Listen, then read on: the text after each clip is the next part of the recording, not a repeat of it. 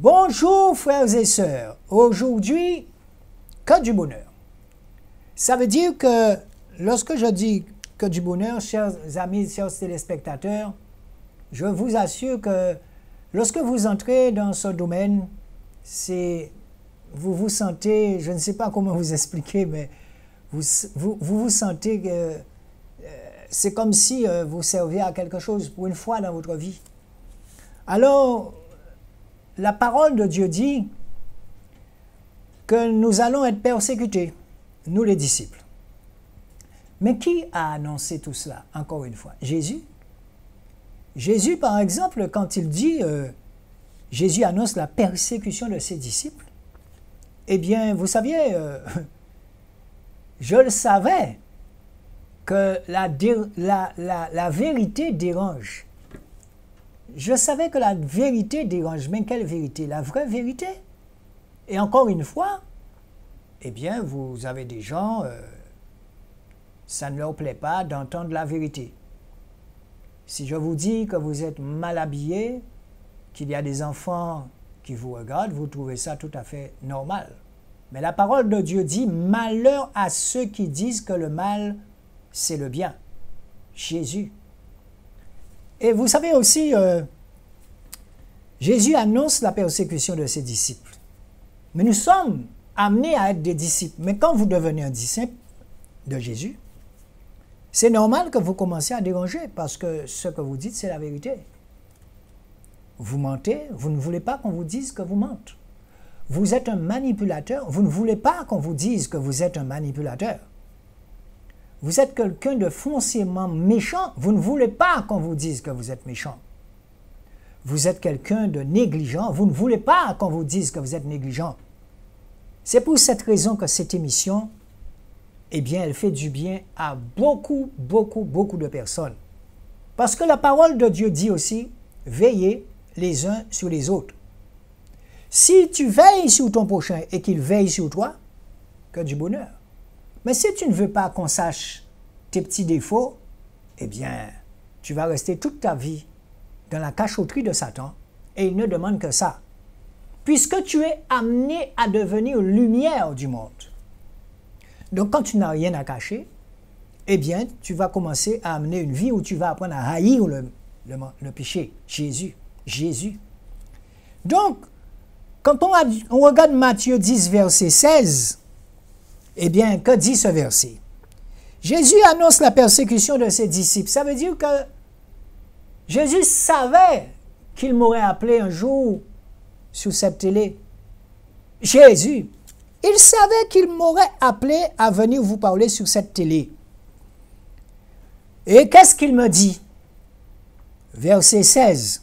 Matthieu 10, verset 16. Voici, je vous envoie comme des brebis au milieu des loups. Soyez donc prudents comme des serpents et sans mélange comme des colombes. Là, c'est Jésus qui parle.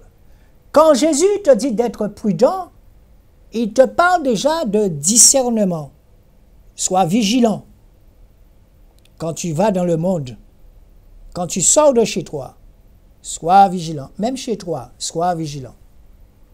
Et quand il dit « et sans mélange comme des colombes », vous savez que vous le vouliez ou pas, à partir du moment où vous allez commencer à mettre la parole de Dieu dans votre cœur, à partir du moment où vous allez commencer vraiment à déguster le nectar de cette lecture, à partir du moment où vous allez vous imprégner de la parole de Dieu de plus en plus dans votre cœur, vous allez vous rendre compte qu'il y a un esprit qui va commencer à vous animer.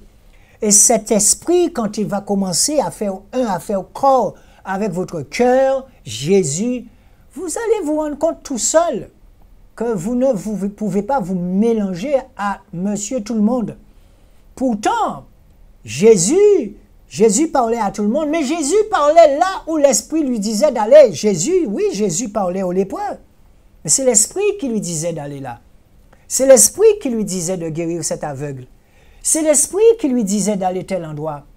Mais je vous assure que lorsque l'Esprit de Jésus commence à vous indiquer la route qu'il faut, vous n'allez pas pouvoir parler avec tout le monde, ce n'est pas possible. D'ailleurs, vous êtes de plus en plus nombreux à m'appeler Alléluia. Ce qui veut dire que c'est là où l'Esprit me dit d'aller, je vais. Et comprenez-moi bien, lorsque je vois de plus en plus de personnes m'appeler, cette dame qui m'appelle aujourd'hui et qui me dit, elle a besoin qu'on lui rende un service. Voilà quelqu'un qui habite dans un quartier. Vous voulez me dire qu'il n'y a pas de gens dans ce quartier pour voir que cette dame, elle est malade, elle n'arrive pas à marcher, elle a besoin de déménager, elle appelle le pourvoyeur, alors que le pourvoyeur a déjà tellement de demandes. Et qu'est-ce qui arrive? C'est que nous ne sommes pas très nombreux.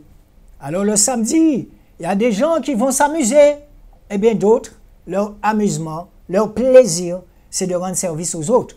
Et je salue au passage le frère Joab, la sœur Annick, le frère Francis, le frère Harry, le frère... enfin, j'oublie tellement de noms à dire.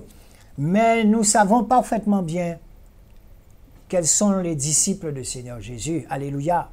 Vous savez, quand vous vous engagez dans cette voie, vous n'avez plus le temps d'aller faire, je ne sais pas, vous amuser, parce que vous allez trouver un amusement divin, c'est de rendre service à l'autre. Jésus, c'est beau. C'est un amusement divin que j'appelle ça. Ah là là là là, c'est un plaisir de voir que vous avez mis quelqu'un debout. Et cette dame qui m'appelle et qui me dit qu'elle a besoin d'un coup de pouce, est-ce qu'on pourrait l'aider? Mais madame, nous avons tellement de demandes déjà pour jusqu'au mois de... Vous comprenez? Mais je le dis encore une fois, Jésus, c'est le pourvoyeur, certes, mais cherchez Jésus tous les jours de votre vie. C'est quelque chose. C'est quelque chose. Donc, quand ce verset dit « Gardez-vous des gens, car ils vous livreront au Cédrin et vous châtieront avec un fouet dans leur synagogue. » Ce verset vous dit, le verset 17, « Gardez-vous des gens, car ils vous livreront au Cédrin. » Il y a beaucoup de Cédrins en Guadeloupe. Mais oui, ils vous livreront Jésus. Et vous serez menés à cause de moi devant des gouverneurs et devant des rois. Ce sera un témoignage pour eux, comme pour les nations. Jésus. Le juste, quand vous êtes juste, vous avez horreur du mensonge, horreur du péché. Vous devenez juste au fil des années. Vous allez de plus en plus aimer la justice de Jésus. Donc la parole de Dieu dit aussi, efforcez-vous de faire le bien autour de vous. La parole de Dieu dit, aimez-vous les uns les autres, mais vous allez toujours rencontrer sur votre route quelqu'un qui vous veut du mal. Et c'est là le combat de votre vie. Le bien contre le mal. Et le bien a toujours triomphé du mal. C'est pour cette raison que Jésus vous dit, tenez bon, car je suis avec vous. Verset 19, mais quand ils vous livreront, ne vous inquiétez pas de ce que vous aurez à dire, ni comment vous parlerez, parce que ce que vous aurez à dire vous sera donné à l'heure même.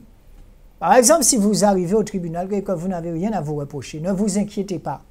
Ce qui sortira de votre bouche, ce sera la vérité. Et le juge qui est placé par Dieu lui-même, je suis sûr que ce juge verra que vous lui dites la vérité. Jésus, alléluia. Verset 20, car ce n'est pas vous qui parlerez, mais c'est l'Esprit de votre Père qui parlera en vous. Alléluia. C'est pour cette raison que de plus en plus, il faut mener une vie correcte. Lorsque vous êtes sur la route, vous avez passé votre code. Si vous conduisez une voiture, vous avez un permis. Eh bien, dans la vie de tous les jours, le permis, le voilà, la parole de Dieu. Si vous n'avez pas le permis, vous êtes sûr d'aller de plus en plus devant des problèmes. Et si quelqu'un vous dit qu'il n'a pas de problème, ou plus précisément spirituellement des épreuves, vous pouvez être sûr que cette personne est du diable, Jésus. La parole de Dieu dit, celui qui pêche est du diable. Ce n'est pas moi qui le dis.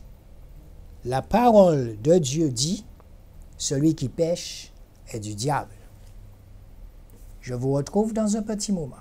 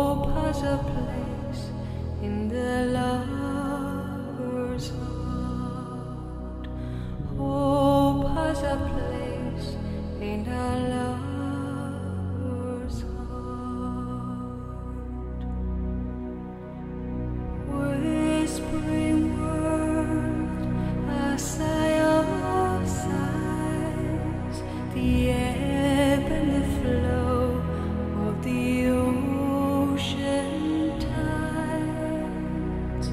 One breath, one word may end or may start a hope in a place of their lover's heart.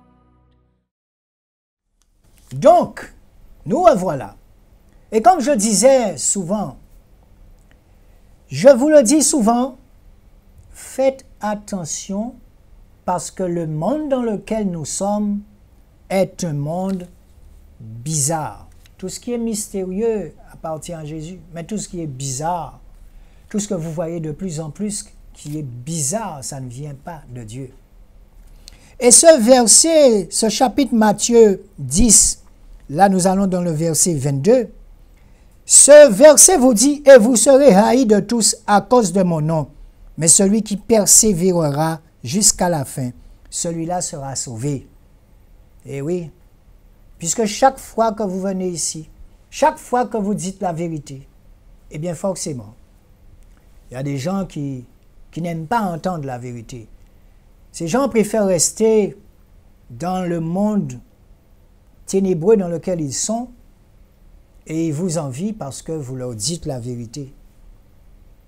Mais la parole de Dieu dit, vous connaîtrez la vérité, et cette vérité vous rendra libre. Regardez autour de vous dans votre quartier, il y a des gens qui souffrent. Est-ce que vous les aidez? C'est la question que je vous pose, c'est vous avec votre conscience. Vous n'avez pas besoin d'être baptisé pour aider quelqu'un. Jésus, quand je vois le nombre de personnes qui m'appellent, je vous assure que ça fait mal. Nous avons perdu la notion en Guadeloupe de l'aide, du soutien mutuel. Ça n'existe plus. Et de plus en plus, je vois des gens de 70 ans, 75 ans en souffrance. En souffrance. Je connaissais même une dame qui m'appelait dernièrement et qui me disait tous les jours, encommander mon Dieu, prends-moi, encommander mon Dieu, partir avec moi. Des gens qui se retrouvent seuls chez eux, dans votre quartier, est-ce que vous leur parlez? Est-ce que vous leur rendez un service? Donc, je vous le dis encore une fois, nous avons chacun une conscience. Et dernièrement, je donnais un coup de main avec des frères et sœurs, nous faisons souvent cela. Mais ce n'est pas ça qui va me sauver. Hein. Ce n'est pas parce que je vais aider les gens que je serai sauvé. Non. C'est pour cette raison que moi, je continue à foncer. Je continue à foncer, à faire le bien autour de moi tant que je peux. Et je me rends compte que je ne suis pas le seul. J'encourage tous ceux qui font le bien autour d'eux. Mais sachez une chose, que l'Esprit Saint, c'est Jésus qui vous enverra là où il faut faire le bien. Parce que vous aurez des gens qui viendront devant vous déguisés et pour vous dire encore souffert, alors que ce sont des gens qui ne font rien pour d'autres. Jésus. Donc le Seigneur va vous donner le discernement. Alléluia. Ici, dans cette télé, oui, vous nous avez déjà vus en train de peindre chez les gens. Vous nous avez déjà vus en train de faire des travaux chez des gens. Oui. Mais c'est l'Esprit qui nous envoie. Auprès de qui? Alléluia. Jésus. Donc sinon, on n'est pas là pour prendre la place de la Croix-Rouge. Non. Mais nous, c'est par l'Esprit. C'est l'Esprit qui nous dit, va auprès de cette personne. Va auprès de cette personne. Allez auprès de cette personne. Mais oui. Parce que, encore une fois, je vous dis, le discernement nous montre qui est qui. Jésus. Ils vous persécuteront dans une ville, fuyez dans une autre. Amen. Je vous le dis en effet, vous n'en aurez pas fini avec les villes d'Israël que le Fils de l'homme sera venu. Donc, on est sans cesse en train de faire le bien et on ne regarde pas en arrière. Le verset 24, le disciple n'est pas au-dessus du docteur, ni l'esclave au-dessus de son Seigneur. Il suffit au disciple de devenir comme son docteur et à l'esclave comme son Seigneur. S'ils sont appelés le maître de la maison Belzébul, à combien plus fort raison appelleront-ils ainsi ses domestiques? S'ils ont dit à Jésus qu'ils font des choses par le diable, a fortiori moi, a fortiori vous qui m'écoutez. Mais oui, mais je vous encourage, faites le bien autour de vous. Et puis, sachez aussi que je me pose beaucoup de questions sur tous ces gens que nous avons délivrés de l'oiseleur, comme on dit. Nous avons délivré beaucoup de gens qui ne donnent plus la dîme, qui ne vont plus à l'église. Mais ce n'est pas parce qu'on vous a délivré de ne plus donner la dîme que vous ne pouvez pas faire une offrande pour une œuvre. Comme cette dame qui m'appelle, qui me dit qu'elle n'a pas de casserole chez elle. Comme ce monsieur qui me dit qu'il aimerait bien mettre de l'essence dans sa voiture. Comme cette personne qui me disait qu'elle n'a pas de linge pour s'habiller. Comme cette dame qui m'appelle, qui me dit est-ce qu'elle peut avoir des paires de chaussures? Oui, le bien de l'Église doit être mis en commun. Mais par exemple, moi, le Seigneur m'a mis à cœur de partir dans un pays et j'ai déjà mon billet d'avion. De partir dans un pays pour aller voir comment souffrent des enfants. Des enfants, me dit-on, qui dorment dans la rue, des enfants de 2 ans et demi, 2 ans. Il faut que j'aille voir ça sur place, parce que je constate qu'on est trop bien en Guadeloupe. Vous avez déjà vu des enfants de 2 ans et demi en Guadeloupe, dans la rue? C'est rare, mais très rare peut-être, et c'est pas normal dans un pays démocratique, c'est rare de voir ça. Mais il y a des pays, il faut que j'aille avec la caméra. Parce que ce que vous voyez à la télé, mais lorsque vous êtes sur place, peut-être que je retournerai ici d'une autre façon. Parce que je n'aime pas voir les gens souffrir. Ça fut un temps où je passais sur les gens. En tenant des affaires, Aujourd'hui, mon cœur saigne. Aujourd'hui, beaucoup de gens comme moi n'arrêtent pas de mettre leurs mains à la poche. Je ne dirais pas pour aider les mairies, mais étant consciencieux qu'une mairie ne peut pas tout faire. Donc, quand vous voyez quelqu'un dans le besoin, et vous savez, le Guadeloupéen, le Martiniquais, le Guyanais, ils n'aiment pas demander. Mais quand vous côtoyez quelqu'un, vous sentez bien que la personne a besoin d'un petit coup de pouce. Jésus, Jésus, Jésus. Nous avons le cœur fermé. On appelle ça dans la parole de Dieu des cœurs de pierre. Donc, baptisez-vous, convertissez-vous, afin que le Seigneur vous donne un cœur comme lui il l'entend, Jésus, afin que vous puissiez regarder l'autre avec votre cœur. Trop de gens souffrent dans ces pays. Ici au moins, vous avez des endroits où quelqu'un peut aller manger une orange, je sais pas, mais vous avez des pays, il n'y a pas d'arbre, il n'y a rien. Et vous avez des enfants qui ont des mouches autour de leur visage. Vous avez des enfants, dès l'âge de 3 ans, 4 ans, vous avez des touristes, encore une fois, qui sortent de l'Occident et qui viennent dans ces pays-là pour faire des actes sexuels abominables avec des enfants de 3 ans. Mais quand nous sommes devant notre plat et que nous mangeons, nous ne pensons pas à ces enfants-là. Vous imaginez une petite fille de 3 ans voir un homme de 64 ans, 70 ans sur elle, c'est de l'abomination. Nous fermons nos oreilles pour ne pas entendre, mais c'est écrit dans la parole. Ce genre de choses, Satan a toujours été là pour vous encourager à le faire. Mais notre rôle, c'est la lumière, c'est de dénoncer cela. Nous le dénonçons parce que cela ne va pas avec la parole de Dieu. Toutes les abominations ne vont pas avec Dieu. Dieu nous demande à avoir une vie correcte, à avoir une vie convenable devant lui. Nous devons faire l'effort de plaire à Dieu, déjà pour nous-mêmes. Alléluia! Jésus. Eh bien, je vous retrouve dans un petit moment.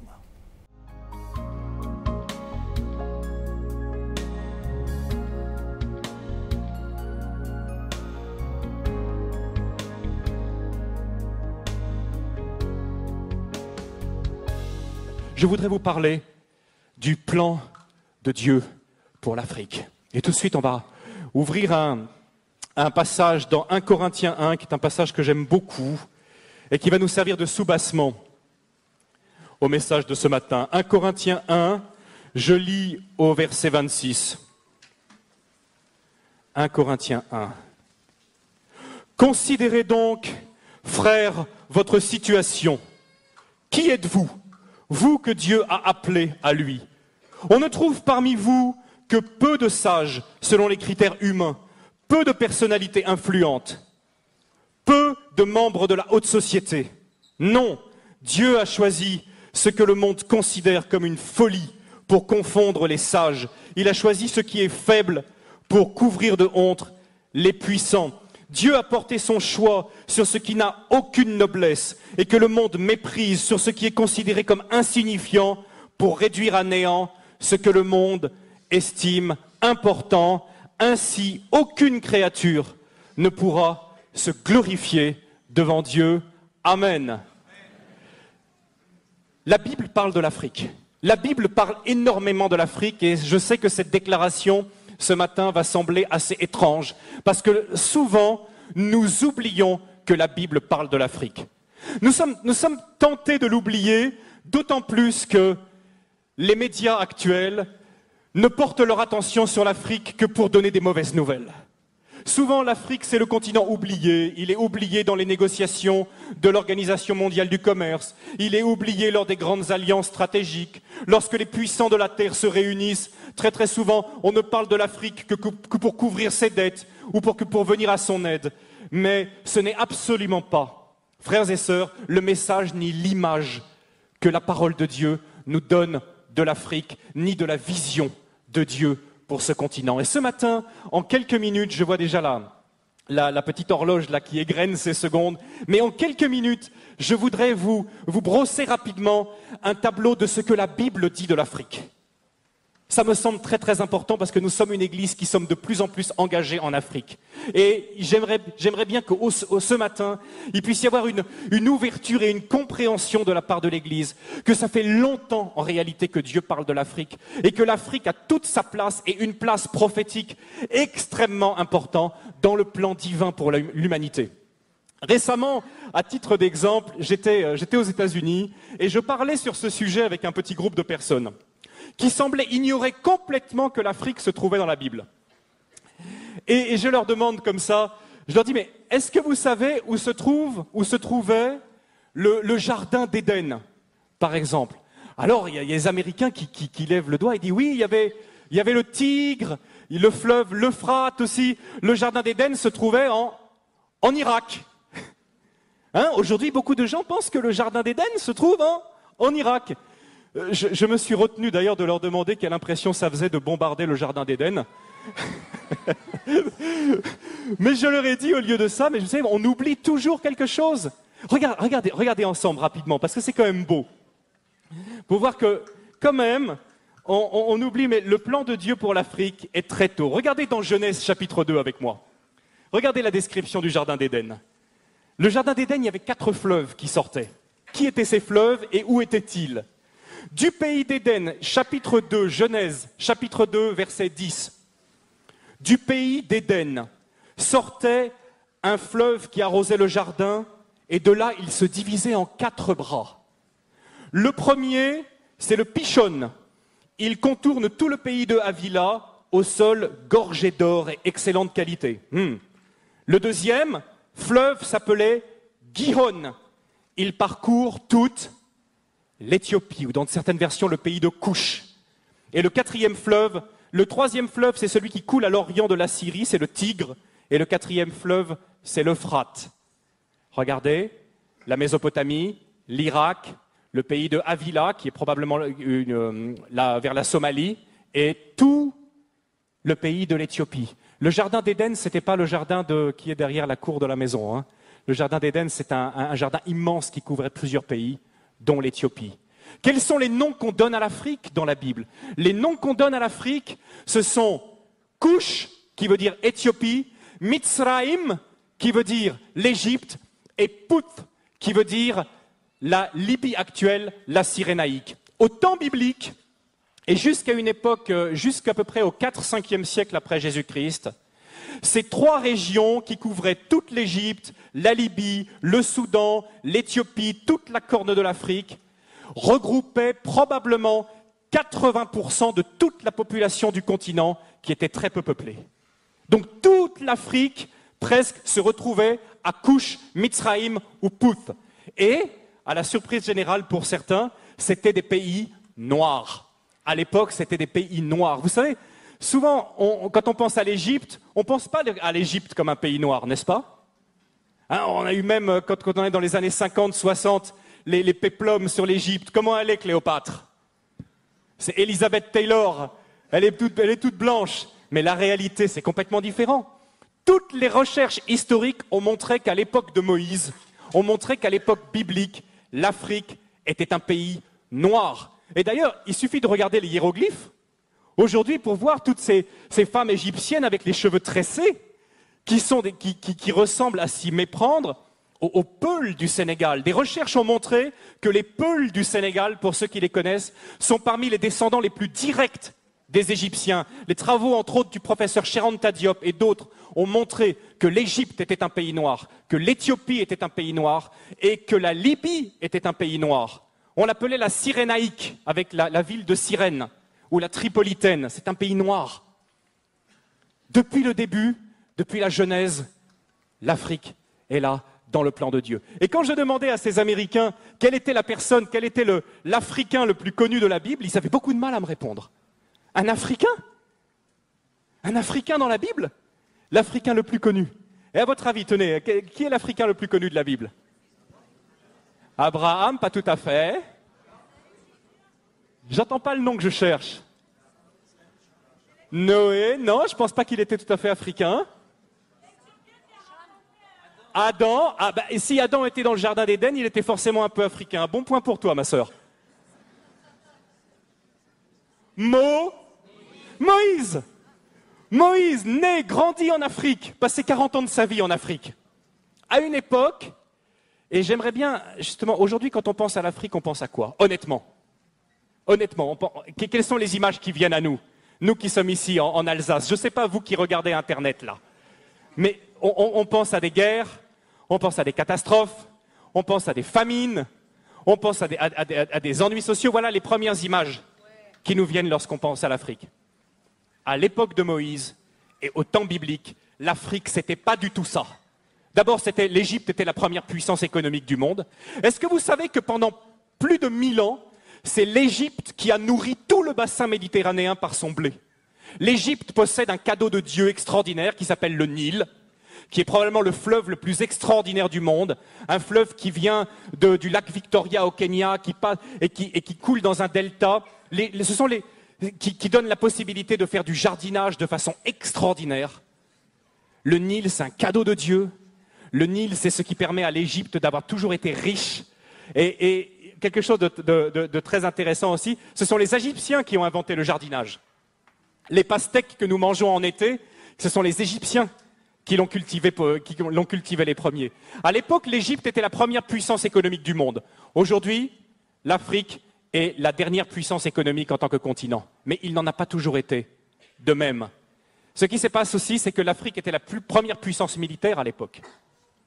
Si l'armée de Pharaon, l'armée éthiopienne, tenez, quelle est la plus grande armée qui est mentionnée dans l'Ancien Testament? C'est quelle armée? Une armée de combien? C'est une armée d'1 million de personnes qui est l'armée du roi d'Éthiopie. À l'époque, l'Afrique était une puissance militaire qui faisait trembler. À l'époque aussi, l'Afrique, nous dit la Bible, Moïse a été élevé dans toute la sagesse des Égyptiens. L'Afrique dominait le monde également par ses connaissances scientifiques. C'était de l'Afrique que venait toute la connaissance. Les Égyptiens ont été les premiers astronomes, ont été les premiers à jeter les bases de nos sciences modernes. Venait également de l'Afrique. C'était aussi une époque où l'Afrique accueillait les réfugiés. Aujourd'hui, on pense que l'Afrique, c'est le pays qui envoie plutôt des réfugiés. Mais à l'époque, l'Afrique accueillait les réfugiés. Est-ce que lorsque vous lisez la Genèse, lorsque vous lisez même à peu près tout l'Ancien Testament, vous voyez que toujours le peuple de Dieu a été tenté et l'a fait à certains moments d'aller se réfugier en Égypte, en Afrique. C'est là qu'ils trouvaient le repos. Et le Seigneur a dû leur apprendre difficilement au travers de toute l'Exode à ne plus compter sur cette grande puissance mondiale Et si Dieu a humilié l'Égypte, il n'a pas humilié un pays faible, mais il a humilié un pays qui était la première puissance mondiale. Comme aujourd'hui, si Dieu choisissait d'humilier une nation puissante, il choisirait probablement d'humilier ou les États-Unis ou l'Europe, qui nous glorifions de notre technologie, de notre puissance, de notre force militaire. Donc Dieu a dû apprendre à son peuple à ne pas compter, à ne pas dépendre de la puissance des hommes, mais à compter seulement sur sa puissance. Quelque chose de très important que souvent on ne connaît pas, c'est que lorsque la reine de Saba était une reine africaine. Amen. Je ne sais pas si vous le savez, c'était une reine noire, c'était une reine africaine. Et les Éthiopiens, aujourd'hui, basés aussi sur des recherches intéressantes, montrent que probablement la reine de Saba était la reine de tout le royaume d'Éthiopie à l'époque. Elle était allée chercher la sagesse auprès de Salomon. Et que dit aujourd'hui l'Église là-bas en Éthiopie? L'Église, dans sa tradition, dit que Salomon et la reine de Saba ont eu un enfant, que cet enfant est devenu Ménélik Ier, le premier empereur d'Éthiopie, qui a été la plus longue dynastie du monde jusqu'à la chute de l'empereur Haïlé Sélassié dans les années 70, qu'on appelait le Négus. Et sa filiation remontait à Salomon lui-même. Salomon lui-même, Ménélik, le Négus. Dieu a toujours pris soin. Vous savez, en plus, aujourd'hui, on s'aperçoit qu'il n'y a aucune explication rationnelle à la présence d'un si grand nombre de Juifs en Éthiopie, qu'on a appelé après les Falachas, qui sont revenus en Israël. Christian connaît bien cette histoire.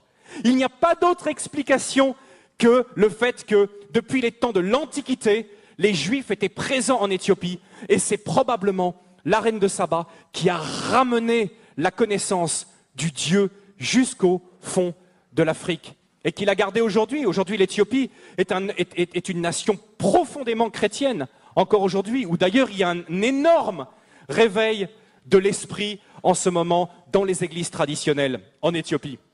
La reine de Saba, donc Dieu a parlé à l'Éthiopie, et on le retrouve dans le Nouveau Testament, où Dieu a toujours cherché à ce que son message parvienne à l'Afrique.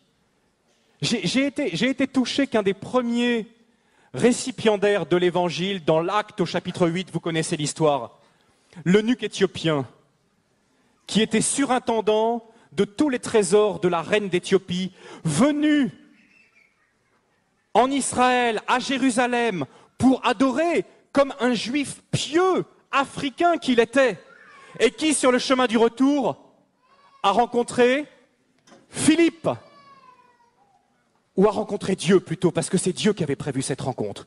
Dieu a pris soin que le message de l'Évangile, qui venait à peine d'arriver, que ce message puisse être transmis à l'Afrique. Et c'est cet homme qui a amené l'Évangile en Éthiopie et qui l'a amené en Afrique. Dieu avait pris soin que la reine de Saba vienne chercher la sagesse auprès de Salomon. Dieu a pris soin que l'Éthiopien également soit là tout au début de la révélation de l'Évangile. Jésus et l'Afrique. Qu'est-ce qu'il y a à dire sur Jésus et l'Afrique? Est-ce que Jésus a un lien avec l'Afrique? Oui. Un lien qui, moi, m'a toujours beaucoup touché. Je ne sais pas si vous avez réfléchi à ça. En fait, Jésus a eu deux connexions dans sa vie avec l'Afrique. La première, quand il était bébé. Quand il était bébé, il a dû fuir avec ses parents, alors l'oppression d'un roi cruel, et où est-ce qu'il a cherché secours? En Afrique. Jésus a eu besoin de l'Afrique. C'est intéressant d'ailleurs, ceux qui sont allés en Égypte et qui s'intéressent à l'histoire, ont pu voir que dans toute la tradition de l'église copte, en Égypte, on a les traces du passage de Marie, de Joseph, de Jésus, qui étaient là, qui se sont arrêtés à certains endroits. Et l'Église a gardé trace de ce passage du Fils de Dieu en Égypte, alors qu'il était un tout petit enfant. Deuxième connexion, un peu plus difficile à trouver. À la fin de sa vie, dans ses dernières heures, qui c'est qui porte sa croix? Simon de Cyrène. Qui est Simon de Cyrène? Un Africain qui vient de Cyrène, un homme, nous dit l'évangile de Marc, chapitre 15, Verset 21, ils forcèrent un homme revenant des champs, Simon de Cyrène. Toujours la méchanceté des gens. Quand on veut faire du mal à quelqu'un, qui on prend? On prend l'Africain. Quand on veut réduire en esclave quelqu'un, qui on prend? On prend l'Africain. La méchanceté, toujours qui est là. Le soldat romain qui dit « Hé, toi là, allez, va porter la croix ». Et qu'est-ce qu'il fait? Simon de Cyrène, il porte la croix de Jésus. Il fait ce que les disciples auraient dû faire. Il devient quelque part le symbole de nous tous qui portons la croix de Jésus aujourd'hui, qui marchons derrière lui. C'est un Africain qui fait ça. Et c'est curieux parce que l'évangile de Marc dit « Ils forcèrent un certain Simon, père d'Alexandre et de Rufus ». Qui sont Alexandre et Rufus? Ce sont deux personnes qui vont se convertir et qui vont devenir des chrétiens. Et pas n'importe lesquels chrétiens. Des chrétiens prominents dans l'église. Le fils de Rufus, le fils d'Alexandre, de Simon de Cyrène, Rufus, il va être un chrétien prominent dans l'église de Rome. Et ce qui se passe, c'est que l'apôtre Paul va le saluer. Et il le salue d'une manière qui me touche aussi. Mais avant, est-ce que vous ne trouvez pas quelque part assez touchant que Jésus a été aidé par l'Afrique à 2 moments de sa vie où il était le plus faible? Donc voilà, c'est pour cette raison aujourd'hui que je vous parlais de Matthieu 10. Et dans Matthieu 10, quand Jésus parle du passé, du présent et du futur. C'est le prophète des prophètes. Jésus dit dans Matthieu 10, 27, « Ce que je vous dis dans les ténèbres, dites-le dans la lumière, et ce que vous entendez à l'oreille, prêchez-le sur tous les toits. » Et chaque fois, je vous dis comment Satan est fort pour venir vous dire, « Ah, on demande dans nous, hein. Ouais, c'est son style de voix. Vous êtes en voiture, vous avez un ton de voix qui dit, double ça, double ça. » Ça ne vient pas de Dieu. Ça ne vient pas de Dieu. Et ne craignez pas ceux qui tuent le corps et qui ne peuvent tuer l'âme, mais craignez plutôt celui qui peut faire périr l'âme et le corps dans la géhenne. Je vous assure, regardez autour de vous. Commencez à prier dans votre chambre. Priez Jésus afin qu'il mette sur votre route les gens, les personnes qu'il faut, pour que nous puissions prier pour ce peuple qui meurt chaque jour. Et la mort ici, ce n'est pas la mort physique. C'est des gens qui sont toujours dans des pensées négatives. Et plus tu vas entrer dans des pensées négatives, plus ton corps va prendre un coup, plus tu vas descendre jusqu'à vouloir te suicider. Jésus, ça ne vient pas de Dieu, ça ne vient pas de Jésus. Et en parlant de suicide, j'envoie un message à quelqu'un en lui disant, remets-toi à la prière, car Jésus, les pensées que tu as là de suicide ne viennent pas de Jésus. C'est impossible. Ça fait 3 fois que je t'ai au téléphone. 3 fois où je te dis que la vie est belle à vivre. 3 fois où je te dis d'arrêter ce genre de pensée. Tu as déjà fait des tentations. Personne ne te connaît, mais le diable te connaît. Mais je suis sûr que lui, Jésus, qui n'est pas une personne, c'est un esprit, Jésus va te sortir de là. Car la vie prise du bon côté, tu auras une nouvelle vie. J'ai vu des gens vouloir se suicider. J'ai vu des gens être dans l'abomination. Et quand ils ont fait la connaissance de Jésus, aujourd'hui, c'est eux qui prêchent pour des gens. Satan ne les a pas eus, hein, c'est là. Satan ne les a pas eus. J'ai vu des gens sur le trottoir. J'ai vu des femmes livrer leur corps à Paris, un peu partout aujourd'hui. Elles sont devenues des servantes de Dieu. Le Seigneur les a retirées de là. J'ai vu des gens sortir en prison, transformés par la parole de Dieu. Aujourd'hui, ces hommes-là, ils entrent dans une banque, ils entrent un peu partout, ils sont respectés et ils sont devenus des hommes simples comme des colombes. Jésus. Alors ne vous laissez pas avoir, ne vous laissez pas faire. Et sur ce, je vous dis à dimanche prochain.